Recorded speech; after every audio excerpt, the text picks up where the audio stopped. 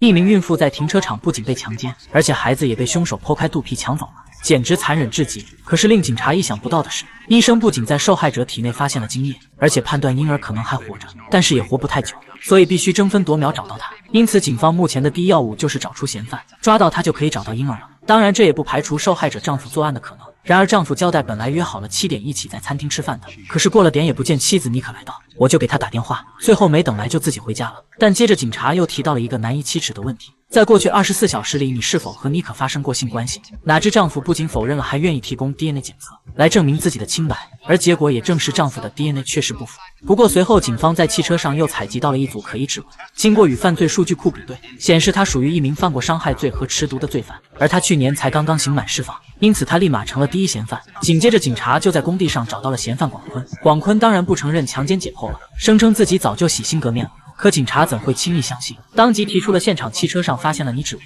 你要怎么解释？哪知广坤竟辩解那辆车是要卖的二手车，我那天只是去试驾了一下。显然警察一眼就看出他在撒谎，于是立即进行了严刑拷打，逼他说出婴儿的下落。不料广坤很清楚警方办案的手法，他咬定警察肯定没有证据，要不然早就将自己逮捕了。不得不说他猜对了，警察也只能暂且放过了他。既然没能撬开广坤的嘴，警察又调查起来另一条线索。他们来到了妮可上班的诊所，想拿走所有病患的资料，因为或许是某位病人下的手，可所长却严词拒绝了，理由是保护患者的隐私是诊所的职责。不过在警察的逼迫下，他最终也提供了一个信息，那就是护士艾琳十分有嫌疑。因为妮可曾举报他倒卖处方药，导致艾琳被逮捕，工作和护士执照都丢了，所以艾琳应该十分痛恨妮可，有很大的作案嫌疑。哪知艾琳根本不承认做过这样的事。可就在这时，警察推开了他的房间，艾琳竟立马急眼了，原来那是一间婴儿房。见秘密已经曝光，艾琳只好承认自己有个儿子，可却被警察和社工带走了，因为他们认为瘾君子妈妈不能照顾好孩子。哪知这却引起了警察的怀疑，他们猜测艾琳因此嫉妒妮可，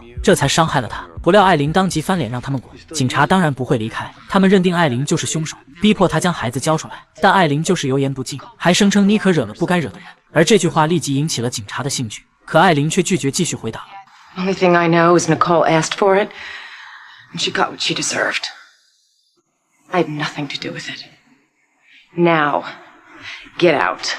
想不到里面竟还另有隐情，因为没有具体证据，警察也不能拿艾琳怎么样，只能先行离开了。而就在这时，突然又传来了一个好消息，失踪的婴儿终于在垃圾桶里找到了。可不幸的是，他已经没了呼吸，大家的心情立马变得沉重了起来。终究还是晚了一步，而法医解剖发现婴儿是被重击头部而死，看来凶手有心要置他于死地，但是歹徒在取出婴儿前踢了母亲，头部创伤可能是殴打母亲所致。那么问题就来了，婴儿如果是在离开母体之前就死亡，那不算是谋杀，可如果是之后，那就是谋杀。对此法医也无法准确判断，但当务之急还是要先找出凶手。大队长仍是认为艾琳嫌疑最大，可手里又没有证据。不过警察想抓人，那不有的是办法。他们猜测艾琳并没有完全戒毒，肯定会去诊所拿药治疗，于是警察就在诊所外围守株待兔起来。果然艾琳不出所料出现了，接着警方就以毒品检测的名义将她带回了派出所，结果她体内果真含有毒素，并且看上去刚刚还被人打了。随后警察就不慌不忙审问了起来，逼她交代妮可到底惹了谁。开始艾琳还拼死抵抗，可在警方要把所有罪名都载到她身上后，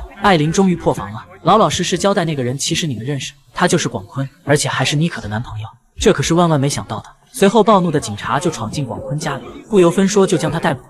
而眼见事迹败露，广坤很痛快就承认那天确实和妮可发生了关系，但坚决不承认杀了孩子，因为那个孩子是他的。虎毒不食子，此话一出口，连警察都没想到竟还吃了个瓜。不过为了验证真假，他们还是给广坤做了 DNA 检查和亲子鉴定，并且广坤还交代这件事丈夫早就知道了，但丈夫却没对警察提起过，其中的原因又是一个谜。不过很快就有答案了，因为妮可终于苏醒了，可她表示自己是被从背后击昏的，根本没看到是谁打的，同时也承认和广坤鬼混将近1年了，那天下午确实与他做爱了。但警察怀疑凶手就是广坤，然而妮可不信，因为她和广坤马上要结婚了。自从怀上孩子后，她就对丈夫提出了离婚，本以为丈夫会很生气，哪知当时他却非常冷静。接着警察又问起了那天他们约好7点共进晚餐的事，不料妮可当即迷惑了，因为他们约好的时间是7点半，也就是说丈夫撒谎提前了半个小时。这么看来丈夫的疑点越来越大了。于是警察又复盘了整个凶案过程，丈夫是一名心理医生，不仅懂得操纵人的心理，还有一定医学基础，足够剖腹产了。同时餐厅收据显示他在6点59分要了一杯酒，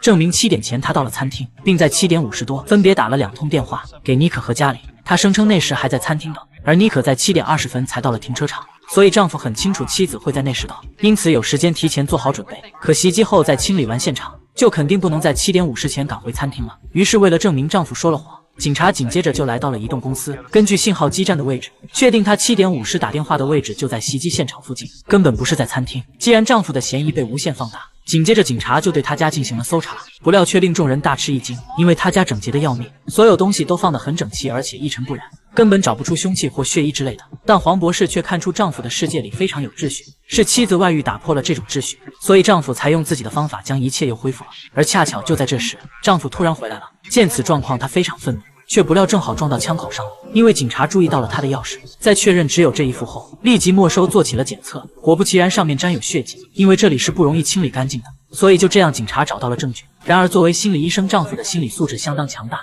即使在证据面前，他也泰然自若。在他的眼里，虽然妻子外遇了，但真正打乱秩序的却是孩子，所以他除掉了孩子，并没杀死妮可，这样秩序就又恢复了。至此，整个案情终于真相大白了。随后检察官就要指控男人谋杀未遂和淫产婴儿，哪知警察却不同意，坚持要起诉他谋杀罪。可问题在于能否确立该婴儿为法律上的自然人，只有证明婴儿当时有呼吸会动才算谋杀，而如果是在母体内死亡的就不算自然人。关键是没有证人能证明。警察虽然很不认同，但法律就是这么规定的，因为一旦认同婴儿在母体内死亡属于谋杀，那合法堕胎就不存在了，这属于挑战生育权了。检察官不能碰这根弦，而如果想成功起诉谋杀罪，只能依靠法医提供出确凿的医学证据了。于是大队长命令全部都去法医那边等证据。果然，法医发现婴儿的肺泡局部膨胀，完全充气后发出声响，也就是说他呼吸过，这足以证实婴儿出生时还活着了。有了法医的诊断，检察官当即信心十足，决定指控丈夫谋杀了。但谁也没想到，结果却出乎了所有人的意料。当法医在法庭上作证婴儿有过呼吸后，对方的律师却并没有慌张，而是提出了尸体腐败的观点，辩解肺泡膨胀也可能是因为腐败气体所致。对此，法医也无法排除这种可能，并且这也无法通过实验证实。就这样，检方一边在庭审中一度处于了劣势，而后丈夫又利用自己专业理论的优势，开始对陪审团洗脑，企图让他们理解自己被戴绿帽后的冲动行为。哪知就在他滔滔不绝之时，警察及时送来了一份报告。检察官看后立即好似吃了定心丸，接着就提交了上去，可却遭到了对方律师的反对，理由是未提前报备。看过后更是想休庭研究对策，结果法官驳回了他的要求，于是庭审进入了白热化阶段。随后检察官一步步诱导提问，迫使丈夫确信妻子外遇的人只有广坤一人，绝无第二人，而且孩子的父亲就是广坤。在得到了这个保证后，检察官这才不慌不忙拿出了那份报告，原来那是婴儿的亲子鉴定书，结果证实孩子不是广坤的。